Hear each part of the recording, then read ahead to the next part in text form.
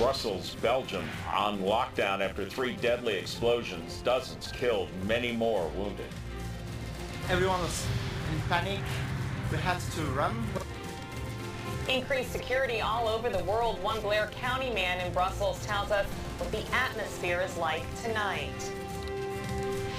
And a foul odor in Center County. We'll tell you how a $6 million improvement project should clear up that smell in Belfont.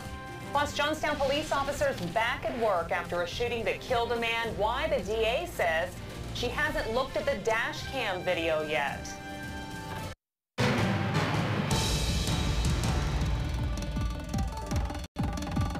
If you don't retake the normal life, you give the terrorists the chance to win the game, and that, we can do that. Shock and sadness in Brussels, Belgium today as more than 30 people were killed, 200 others injured in twin terror attacks in the Belgian capital early this morning. ISIS claiming credit for the bombings at an airport and train station. The coordinated attacks have triggered security alerts across Europe and the world. Here in the United States, security stepped up at train stations and airports coast to coast. A Blair County man who lives in Belgium works very close to the airport. He was on his way to work when he heard about the explosions. Bridget McClure Skyped with him today. Bridget, what did he tell you? Well, Marty, Jen, Ben Bloom has lived in Belgium for a couple years now, moving there after graduating college.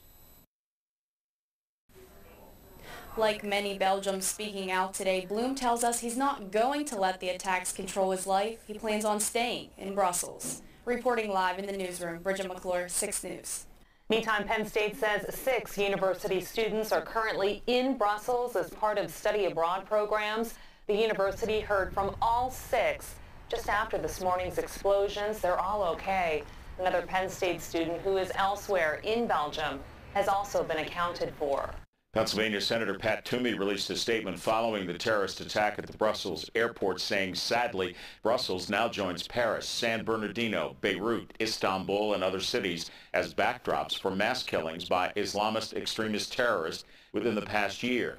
Only a couple of months ago, one such terrorist tried to kill a police officer in Philadelphia. President Obama called today for nations around the world to unite to defeat terrorism, saying the thoughts and prayers of Americans were with Belgium after the attack in Brussels. The president was speaking during a historic 3-day visit to Havana, and he pledged to do whatever is necessary to help Belgian authorities seek justice for those killed and wounded in the explosions at the Brussels airport and the subway system. We will do whatever is necessary to support our friend and ally Belgium in bringing to justice those who are responsible. And this is yet another reminder that the world must unite. We must be together, regardless of nationality or race or faith, in fighting against the scourge of terrorism. President Obama has ordered all American flags in the United States to fly at half-staff through Saturday, out of respect for the victims of the Brussels attack. NBC Nightly News planning an extended newscast tonight. Their team is in Brussels covering all the angles. Nightly News airs directly after our newscast ends at 6:30 and again runs until 7:30 tonight. Orange and red on the map means temperatures much warmer today than what we had yesterday at this time. 10 to 20 degrees warmer, even 21 degrees warmer in Johnstown than what we had just yesterday evening. Tense moments in a Blair County community after someone was held up at gunpoint. Details are limited, but Martinsburg police confirm it happened about 1 Monday morning on Piney Creek Road near the Sportsman Road intersection. One person robbed at gunpoint. Neighbors in the quiet, tight-knit town say they were shocked to learn that it happened. It's just not common for this area. Usually everybody around here is just kind of mellowed out and nothing really happens. This is just way out of the ordinary. You wouldn't think of it. Martinsburg police say if you've got any information to contact their department. Another delay in a Center County murder case, even though police say a man admitted to stabbing his wife to death. Vladimir Poddenbenny was charged last year with killing his estranged wife in College Township. Well, this week, his trial date was pushed back until summer at the earliest. His attorney says they're ready to go to trial, but prosecutors say they need more time to transcribe text messages and police interviews in the case.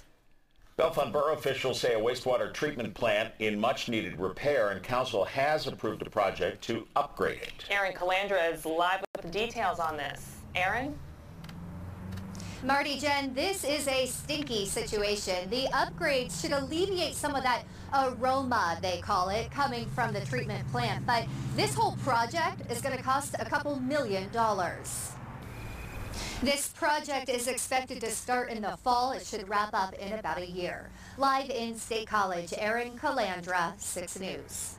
We're getting our first look at the retired state trooper police say opened fire over the weekend on the Pennsylvania Turnpike, killing a worker and a security guard. Authorities say Clarence Briggs, seen in these photos from his earlier years as a trooper, shot and killed Turnpike employees Danny Krause and Ronald Heist in an attempted robbery at the Fort Littleton Toll Plaza, just west of Harrisburg. Briggs was killed in a shootout with state police shortly after. Well, even though 3 Johnstown police officers involved in a shooting that killed a man are back at work, they aren't off the hook just yet. County District Attorney Kelly Callahan says the city manager contacted her last week about the officers returning to the job. Callahan says that was an internal decision made by the city. On Monday, City Solicitor Dave Andrews said state police have called their conduct and actions appropriate. Police saying the officers found Daniel Burkhart armed with knives on Spickler Alley March the 2nd, and after several events, Burkhart was shot and killed by the 3 officers. Callahan said she hasn't looked at video evidence from a dash cam yet and won't until all of the evidence is complete and handed over to her office.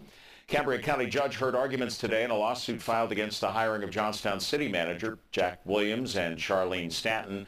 Both council members filed the action against the city, alleging it didn't follow its own charter when it promoted Melissa Comar to city manager. Today, the city argued Comar is qualified and has enough government experience. City hoping the suit's thrown out. The judge says he expects to make a decision next week. Drop-off sites for old prescription drugs on the rise. What epidemic officials say that these sites help with. And later, Pitt's search for a new basketball coach underway. What one potential candidate is saying about the job.